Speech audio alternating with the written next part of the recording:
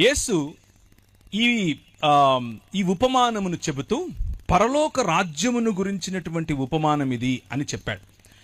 పరలోక రాజ్యము తన కుమారుని పెండ్లి విందు చేసిన ఒక రాజును పోలియున్నది అని చెప్పాడు. దేవుని రాజ్యమును ప్రకటించటానికే ప్రభు అయిన యేసుక్రీస్తు ఈ లోకానికి వచ్చాడు. మనం ఏ విధంగా ఈ ప్రపంచాన్ని విడిచి ఇంకొక లోకానికి వెళ్ళిపోవాలి అన్న ఫార్ములా ఇవ్వటం కోసం వచ్చాడు అని చెప్పటం మతం మాత్రమే. కానీ మత ప్రాతిపదిక నుంచి కొద్దిగా పైకి లేచి దేవుని రాజ్యం అన్నటువంటి ప్రాతిపదికలో దేవుని వాక్యాన్ని గనక అర్థం చేసుకుంటే చాలా సులువుగా అరటిపండు ఒలిచి నోట పెట్టినట్లుగా చాలా సులువుగా సరళంగా మనకు అర్థమవుతుంది. దేవుని వాక్యాన్ని దానికి ఉన్నటువంటి సందర్భం, దానికి ఉన్నటువంటి ప్రాధాన్యత, ఏ విషయములను వాక్యం ఎన్నుకొని చెప్పదలుచుకుందో ఆ విషయములను అధ్యయనం చేయటం ద్వారా మనం దేవుని హృదయానికి దగ్గరగా, ఆయన చెప్పాలనుకున్నటువంటి సందేశాన్ని దగ్గరగా అర్థం చేసుకునేందుకు అవకాశం ఉంటుంది. అలా కాకుండా 2000 సంవత్సరాల క్రితం చెప్పబడినటువంటి మాటలకు 2000 సంవత్సరాల తర్వాత మన మనసులో వచ్చే ప్రశ్నలను వాటిపై కృమ్మరించి దాని నుంచి ఏదో సంపాదించాలి అని ప్రయత్నం చేయటం వల్ల మతం కడతాం. అదే ప్రపంచ క్రైస్తవ సముదాయంలో అనేక శాఖలుగా భిన్న భిన్న సమయాల్లో భిన్న భిన్న శాఖలుగా విడిపోయినటువంటి క్రైస్తవానికి ఉన్నటువంటి ఒక ఐడెంటిటీ. కనుక ఈరోజు సాయంకాలం మనం మనం నేర్చుకున్నదంతటినీ కూడా కొద్దిగా అలా పక్కన పెట్టి ఫ్రెష్గా, తాజాగా దేవుని వాక్యాన్ని ఉన్నదున్నట్లుగా ఆయన చెప్పింది చెప్పినట్లుగా అర్థం చేసుకునే ప్రయత్నం చేద్దాం. ప్రభువు లేకపోతే దేవుడు ఒక విందును చేయాలి అని ఆశపడ్డాడు. దేవుడు తన ఇంటిని, తన భవనాన్ని భూమి ఆకాశములుగా నిర్మించాడు. ఆ భవనంలో ఒక క్రమాన్ని ఏర్పరచాడు. ఆ క్రమము ఉదయముకు ఒక వెలుగు, రాత్రికి ఒక వెలుగు రూపంలో, ఎక్కడ నీళ్లు ఆగాలో ఆ నీళ్ల యొక్క లేకపోతే మంచిగా పచ్చిగా పండటానికి కావలసిన వనరుల రూపంలో, చెట్ల రూపంలో, పశు పక్షులకందరికీ కూడా కావలసిన నీడ మరియు పళ్ళ రూపంలో చక్కటి ఒక గార్డెన్, ఒక తోటను క్రమంగా వేశాడు. క్రమంగా వేసినటువంటి ఆ తోటలో మనిషిని, అనగా నిన్ను నన్ను, మనుష్యులను అందులో ఉంచి ఆ 3 పదాలు లేకపోతే 3 రకాలుగా వారికి ఒక మాట చెప్పాడు. వారిని తన ప్రతినిధులుగా, తన ప్రతిబింబంగా, అలాగే తన ప్రతిమగా, 3 పదాలు వాడుతున్నాను.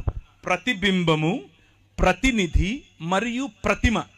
ఆయన నిర్మించినటువంటి ఆయన ఆలయంలో, అనగా భూమి ఆకాశములు అనేటటువంటి ఆలయంలో మనిషిని ఆయన ప్రాణ ప్రతిష్ఠ చేసి తన ప్రతినిధిగా ఉంచాడు. ప్రాణ ప్రతిష్ఠ చేసి ప్రతిబింబంగా ఉంచాడు. ప్రాణ ప్రతిష్ఠ చేసి ప్రతిమగా ఉంచాడు. అలా ఉంచినటువంటి మనిషిని ఏమని చెప్పాడు అనంటే, నువ్వు నా స్వరూపము, నా పోలిక గనుక నేను నీకిచ్చే అధికారముతో ఈ ప్రపంచాన్ని, అనగా ఈ భూమిని ఫలించు, విస్తరించు, భూమిని నిండింపచేయి, అభివృద్ధి చెందు, మరియు దానిపై ఏలుబడి చేయమన్నాడు, రాజ్యం చేయమన్నాడు. దేవుని రాజ్యము యొక్క ప్రతినిధి మనిషి, దేవుని స్వరూపము యొక్క ప్రతిబింబం మనిషి, దేవుని స్వరూపము యొక్క ప్రతిమ మనిషి. దేవుని రాజ్యము యొక్క ప్రతినిధి, దేవుని పోలిక యొక్క ప్రతిబింబం మరియు దేవుని స్వరూపము యొక్క ప్రతిమే మనిషి. ఈ ఆలయాన్ని, ఆయన నిర్మించినటువంటి భూమి ఆకాశములనే ఆలయాన్ని క్రమముతో ఆయన రాజ్యముగా నడిపించమని బాధ్యతతో కూడినటువంటి అధికారాన్ని మనిషికిచ్చాడు. ఈ బాధ్యతతో కూడిన అధికారం దేవుడు మనకిస్తే, దేవుడు కట్టని గోడలు, దేవుడు ఆయన నిర్మించినటువంటి ఈ ఆలయంలో గోడలు కట్టలేదు. ఆయన న్యాచురల్గా ఉండే హద్దులు ఇచ్చాడు. వాటి హద్దులను దాటి నీళ్లు రావట్లేదు, దాని హద్దును దాటి గాలి వీయట్లేదు, దాని హద్దును దాటి చెట్టు పెరగట్లేదు.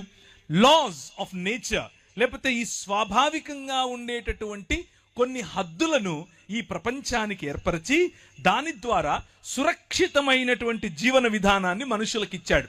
ఆ సురక్షితమైన జీవన విధానంలో అన్ని సుభిక్షంగా ఉన్నాయి. మనం చేయవలసిందల్లా ఏమిటి అనంటే, దేవుడు మనిషి వైపుకు చూసినప్పుడు ఆయన యొక్క సామ్రాజ్యం, ఆయన యొక్క రాజ్యంలో ఉన్న సుభిక్షత కనిపించేలా బ్రతకాలి. ఈ సృష్టి మనిషిని చూసినప్పుడు దేవుని గుణలక్షణాలు కనిపించాలి. ఇది మనిషికి ఇచ్చినటువంటి పని. అందుకనే మనలను అనగా మనుష్యులను రాజులైన యాజకులు అని పిలిచాడు. రాజులు ఏలతారు, యాజకులు స్తుతి స్తోత్రములను ఆయనకు అందజేస్తారు. సృష్టిలో ఉన్న యావత్ స్తోత్రమును ఆరాధనను తీసుకుని దేవుని వద్దకు పంపించటం యాజకుల పని. అదే మనిషి చేయాలి. అలాగే సృష్టి యావత్తు సజావుగా నడుస్తోంది అన్నటువంటి రాచరికం మనిషి చేయాలి. అదే దేవుడు మనిషి చూసినప్పుడు మనిషిలో కనిపించాలి. ఇది దేవుడు మనిషికి ఇచ్చినటువంటి ఆయన రాజ్యభారం, ఆయన భుజములకు, మన భుజములకు ఇచ్చినటువంటి ఆయన పౌరసత్వం, ఆయన రాజ్యములో ఉన్న పౌరసత్వం. అయితే మనిషి దేవుణ్ణి తిరస్కరించాడు. మైకుల ద్వారా వింటున్నవారు, ఈ ప్రాంగణంలో చూస్తున్నవారు, వింటున్నవారు, అలాగే ఈ లైవ్ ద్వారా వింటున్నవారు, ఈ నరేటివ్ లేకపోతే బైబిల్ చెప్పేటటువంటి మానవ జీవన కథనాన్ని, మానవ మనుగడకు సంబంధించినటువంటి చరిత్రను ఒక్కసారి గమనించండి. నేను చెప్పే వర్షన్ను కూడా. ఇది మీకు బహుశా మీరు విన్నదే అయి ఉండొచ్చు, లేక ఒక కొత్త కోణం అయి ఉండొచ్చు. ఏది ఏమైనా మీకు ఉపయోగపడుతుందేమో.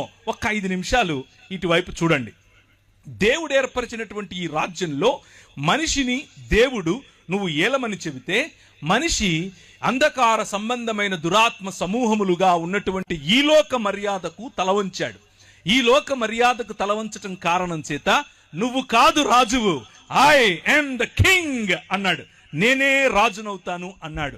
ఆయన ఏకఛత్రాధిపతిగా ఉంటూ నిన్ను సామంతరాజుగా ఏలమంటే, కాదు కాదు నేను సామంతుణ్ణి కాదు, ఐ వాంట్ దట్ సీట్ అన్నాం.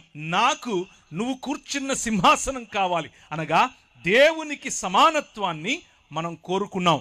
అలా కోరుకున్న మరుక్షణం అటు పూర్తిగా మనిషిగా బ్రతకలేకపోయాం, ఇటు దేవుడు కాలేకపోయాం.